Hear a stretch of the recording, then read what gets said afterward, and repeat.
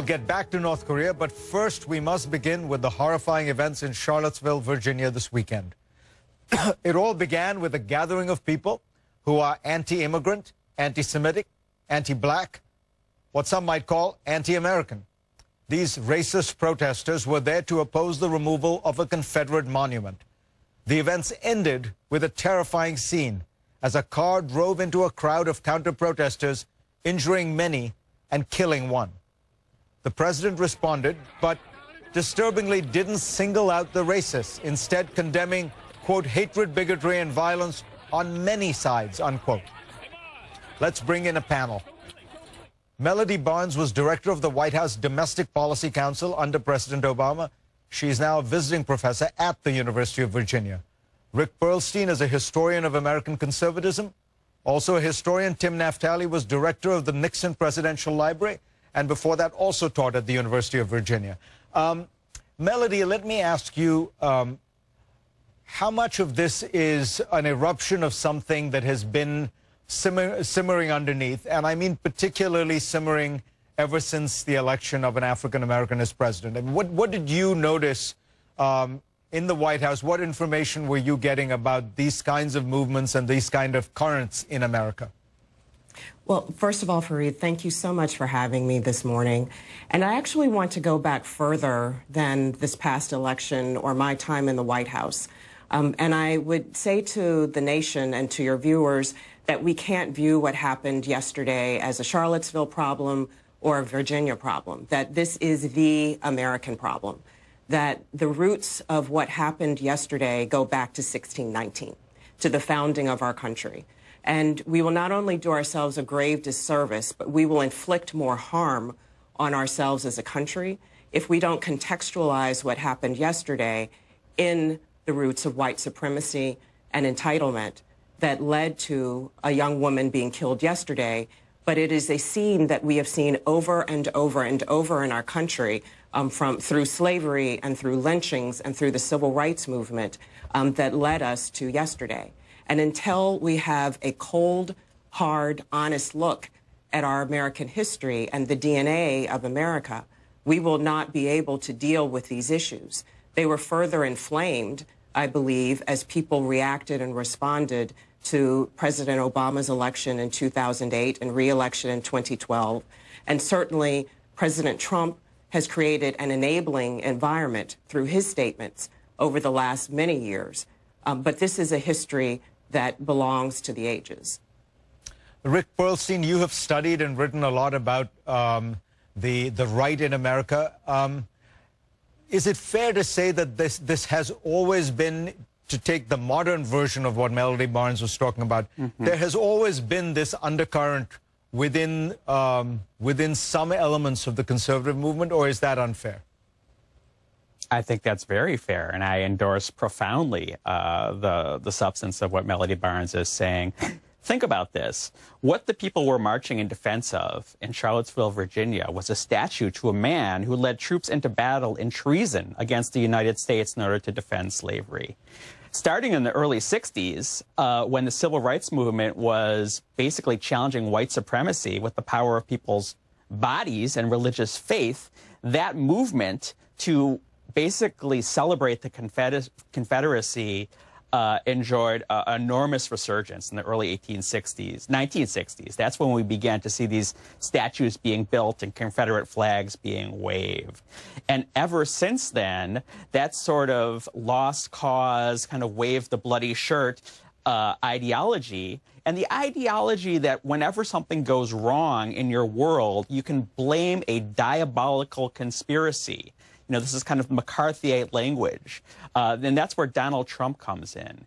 His willingness to kind of blame this diabolical conspiracy of liberal media, the establishment in both parties, jihadists, and all the rest. And this is the kind of rhetoric you see in right-wing media, both kind of the bottom-feeding media in Breitbart, but also in places like Fox News and the National Rifle Association, whose basically model is to terrify people to believe that America is on fire, that liberals are out to get you, that both parties are out to get you, that Donald Trump is out to protect you, and that you need to march through the streets with guns, which is exactly what happened in Charlottesville, in order to protect your family, in order to protect your identity.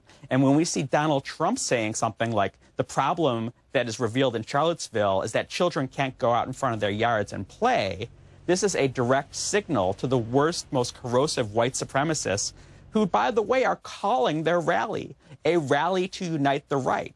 They see this as a unifying issue. So, yes, it's great that Marco Rubio has denounced the president. It's great that Ted Cruz has denounced the president. But it'd be great to hear Republicans who don't have presidential ambitions against Donald Trump denounce the president.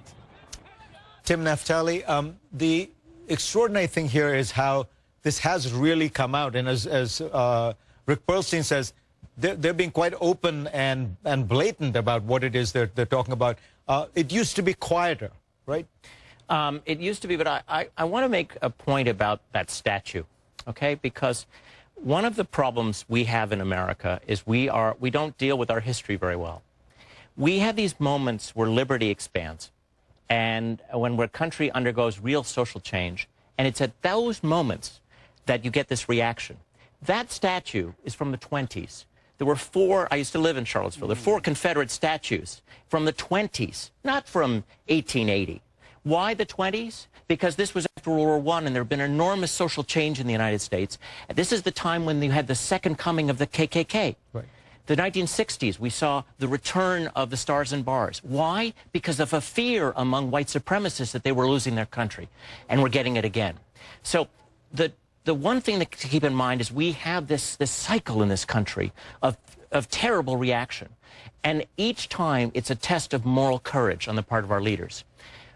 Senator Orrin Hatch is not running for president. He showed real courage. President Trump showed moral cowardice yesterday. There are moments in our history when we need our president to stand up to the reaction and say, that is not who we are.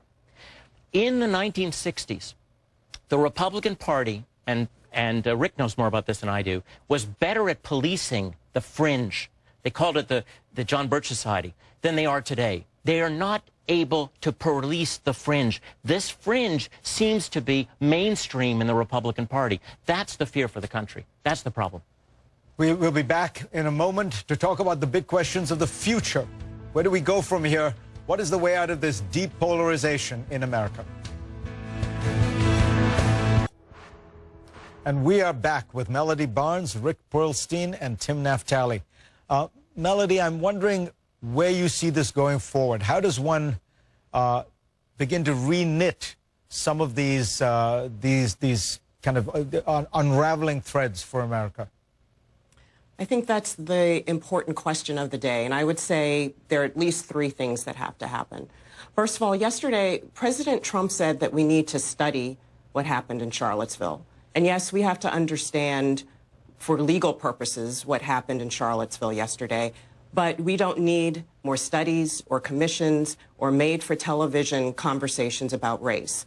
We know what has happened in this country, and we have to have an honest contextualization and understanding, fact-based, of American history, 1619 to 2017, and put what happened yesterday in context.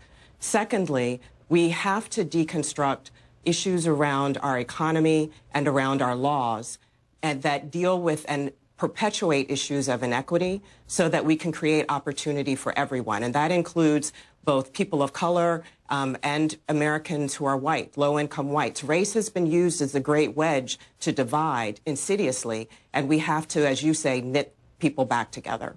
And finally, we also have to deal with issues of culture in America and American identity and broaden American identity so that we actually address the founding ideals of our country, breathe life into them, and make this a country for everyone who lives here, and deconstruct the issue of and the myth of American supremacy and entitlement that led to what happened yesterday. What makes America great is also something that's quite fragile. It is the American idea of individual rights and liberties, and we have to today go forward to protect that, but also to breathe life into it.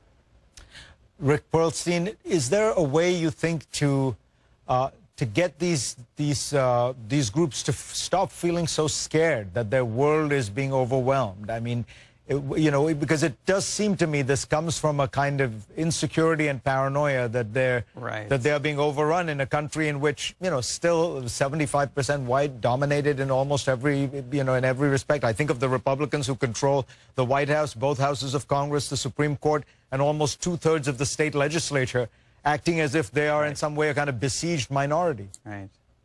Well, there'll always be an extremist reactionary fringe in America. You're never going to get rid of that. What you need to do is disempower them.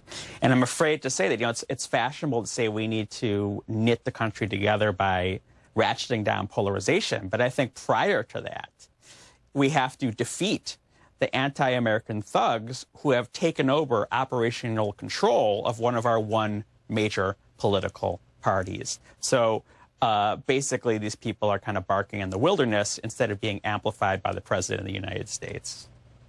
Tim Naftali, is this domestic terrorism? Absolutely. This is a defining moment for the Republican Party. Let's talk about domestic terrorism. Let's talk about our concern about foreign terrorism, ISIS, and domestic terrorism. Let's not make it seem that we take one seriously as a problem and the other one we treat only as a law enforcement issue. The FBI has a good record on going against the KKK. What we don't have a good record of as a people is using our soft power, our rhetorical power, to say that it is unacceptable to be a white supremacist and a neo-Nazi in America. It may be legal to express those repugnant views, but it is unacceptable. It is time to ostracize those groups and also to use counterterrorism methods to penetrate them where it is clear they are considering the use of violence. By the way, I'm willing to say the same about Antifa. If they're going to consider violence, they should be penetrated too. But right now, the big problem is the alt-right. Tim Naftali, Rick Perlstein, Melody Barnes, fascinating.